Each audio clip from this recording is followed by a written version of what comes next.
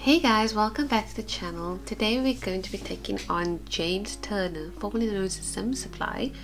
We're going to be working on his new challenge. I saw him do this challenge about a week ago, maybe 2 weeks ago at this point. It's the every room is one tile bigger. So the thing is, you start with a 1 tile room, and from there you make a 2 tile, 3 tile, and you can't make 2 1 tile rooms. And you can't join the rooms, so it's a bit of a challenge that way. And I thought, you know what, this can't be so difficult. And I've done a couple of these. This is my 2nd or 3rd try. I made like a little garden cottage, and for this video, because I wanted to make a video on it, because I thought, you know what, this is a pretty fun challenge. So I was just thinking, you know, how can I make this different? Because I've seen a lot of people do it. A lot of people I've seen is very clever. They do it in Salvadorado, the world that came with Jungle Adventures, and I feel like this kind of style of house, it really works with that type of world. But I thought, you know what, I'm gonna try something else, because inevitably with this build, with this sort of style of house, you're going to land up with something that's a box. It's going to be a giant box, and the problem with giant boxes in The Sims is trying to make them look interesting and trying to, I don't know, make them not look so boxy and make them a bit more interesting. And I was thinking, how can I make a box look interesting? And I thought, you know what I'm going to do? I'm going to make it into a witchy house. And that's what I ended up doing. I built this in Glimmerbrook, and by the end of it, it looks like it totally blends in with the rest of the world. Doesn't look like a house. You know, you can walk down the street, you can walk your dog, you can walk your familiar, and you know, you wouldn't look at this house and think, that house has like a whole lot of weird boxes in it. You know, it's a pretty normal looking house, and all this from the outside. And at least for Glimmerbrook, this house would not work in Willow Creek unless you had like a specific playthrough of like the witch moves to the suburbs.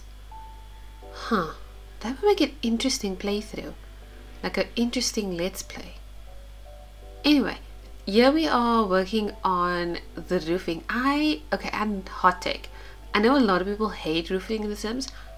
It's actually one of my favorite things to do, mainly because it's like a giant puzzle, and you just gotta, you know, especially when you're warping roofs like this, you gotta really play around with it, see what blends into each other, see what looks a bit more natural. Not that any of this looks natural specifically, but my thing, especially when I work with shell challenges, I first start with the roof, and after I've worked on the roof, I move on from there, and that the roof sort of, I don't know, defines how the house looks. It defines what happens with the house.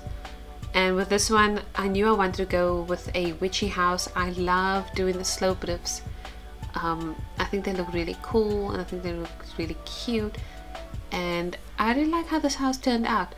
And when I was working with the boxes, you see that I was really struggling. I initially had a floor plan, but then I realized I actually really wanted to have a 2nd story, and I realized that the stairs fit in the 5 tile room. And so I had to and my 5 tile room was actually the wrong shape for the stairs. I tried for a long time to make the stairs fit. It did not want to fit. So I had to go back and go and reconfigure the entire house. And so I built, there's 16 rooms in this house. The largest room is the parents' room with 16 tiles. That's how big I made the house. And so I built all 16 rooms. And then it was sort of like a jigsaw, like trying to see, okay, where do I want each room? And I like how it came together. I was trying to furnish the rooms just so I could, like, you know, be held accountable. I don't know if anybody's like keeping track, if anybody's counting, if there's anybody watching anything. But I actually decorated the rooms in the order that they get bigger. So I started with a tile 1, and I ended. Okay, so I actually messed up. So I actually forgot about one of the rooms upstairs, and there's two bedrooms upstairs, and there's a hallway, and I ended up making the hallway into like a fireplace, I don't know, cozy nook area. And when I completed the 1 bedroom upstairs, I actually went back downstairs and went to go to the parents' room, and that was actually, the parents' room was actually the last room I was supposed to do. At least that's what I remember. And I completely forgot to do that room, that upstairs hallway. So at the very end, after I've landscaped and everything, I come back and I just finish off that room, because now I realize, oh crap, I didn't do that room. And here I'm working on, I think this is the sextile room. I made that into a bedroom. And after the bedroom, I'm working on the office. In total, at the very end, this house has, I think, don't quote me on it, but I think it has 4 bedrooms, and I think it has 1 bathroom, a dining room, a kitchen, 2 living spaces, and an office, which is a lot, but I'm not totally sold on my living room situation. You'll see in a little bit, but my living situation was kind of like it was a bit cramped. I could have done better. I could have switched out with one of the rooms upstairs and made that into the living room, but I also just didn't want more hallway space. There was a lot of hallway space, and typically I would have probably made this into an office. I don't know, hindsight is always a little bit better. It's always a little bit, but let's say 2020, nobody wants to think about 2020. Anyway, so I was really struggling with this room. This is the room I was talking about, was the living room, and I was struggling with this one. You can see I'm moving everything around. I'm putting a flat screen TV on the wall. I've got this little table, I've got an armchair, I've got a vase. I was thinking maybe, oh, maybe I could fit a fireplace. No, I could not fit a fireplace. I could barely fit a couch in this room. But I ended up using these little chairs. I think they're from university maybe, and I think they are super cute, and I think they really fit in really well. And I ended up just putting the flat screen on the wall. The door that's right next to it, I am imagining it opens into the room, so maybe you wouldn't have an issue, because if the door opened outward, you would like out into the living room, you might have a bit of an issue. It would A, bang on the table, B, wouldn't be able to open, and C, it would hit the TV on the wall. So I'm thinking that I'm just going to imagine that that room's door opens inward and not outward. And I managed to put in a full living space, not a full living space, sorry, a full dining room. And I don't know if it's fully functional. You might have to, I don't know, scoot it a little bit. You could scoot it against the wall, because there are open sides on either sides of the chair, so your Sims can still get in, but just can't walk behind it. Might make for some weird routing, but I don't know. I think this house is completely playable. I didn't play test it. I maybe should have, and I probably should have play test this house, but I didn't. But I'm sure it's fine. And this is one of the kids' rooms. This is one of the upstairs rooms. At this point, I don't know which tile room we are on. We're just going through them. We're just blasting through them. And this room was another room that was giving me a bit of a headache. I didn't know how to lay it out, because I thought, you know what, I'm going to put the bed up against the window, and I thought it could look very cute. And then I realized I had that awkward little square, and I didn't know what to do with it. And so I ended up just putting a toy box there, putting a giant teddy bear on top of the toy box. I really like that new toy box. I say new, a lot of the packs are new to me. I've recently gotten quite a few new packs, and I'm still playing around. I'm still learning everything. And one of my favorite things is actually these windows. I think they are from Strangerville. The only reason I can think they're from Strangerville is because they start out very green.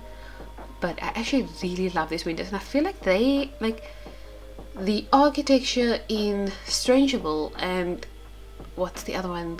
Glimmerbrook, Making Magic. No? What is it called? Realm of Magic. Making Magic. Oh, I'm showing my age now. I've been playing Sims since 2001, and Making Magic was, if you don't know, the first Sims 1 magic pack, which I remember very vividly. There was like this creepy little clown Ferris ride, and everything was really creepy. The Sims 1 was really creepy, and I don't know how I played that game so much, but I actually really loved The Sims 1. Anyway, that's a rant for another day. But the architecture from Strangerville and Realm of Magic, they go really well together. I love these windows, and I love the door that came with Strangerville as well, that big green door. Well, both doors, yes, it has two doors, but they're both green. And I saw that the Simsy, I think, did a video on stuff, CC things, and I saw that there is a CC pack of just all Strangerville items, but with all the doors these size and all the archways these size.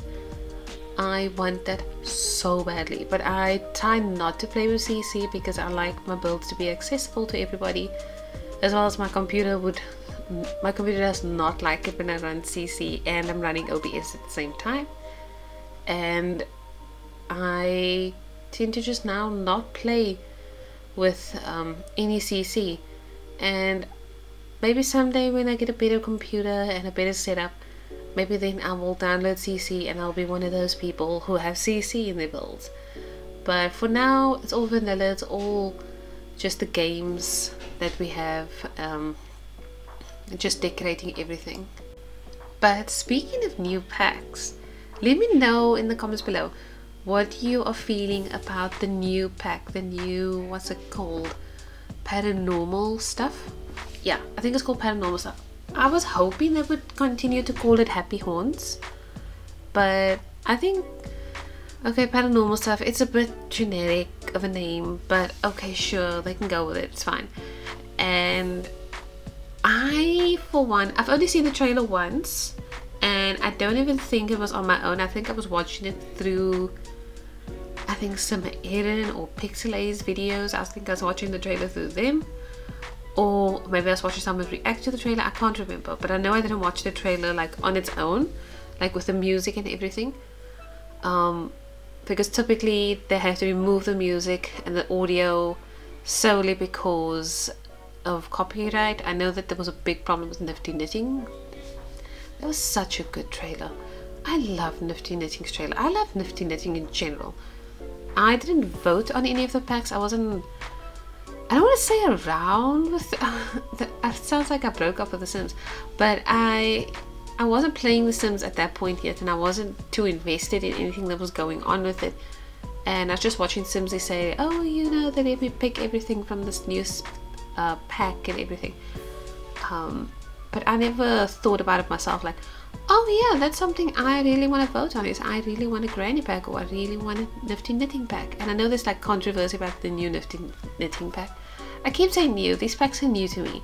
I know they're pretty old to everybody else, but I'm just getting all these packs, and eventually I'm going to have all the packs. I'm missing, I think, about 6 or 7 of them, and I know I will be getting myself the paranormal pack when it comes out, so I can play with it on stream, and I think it's gonna be a lot of fun.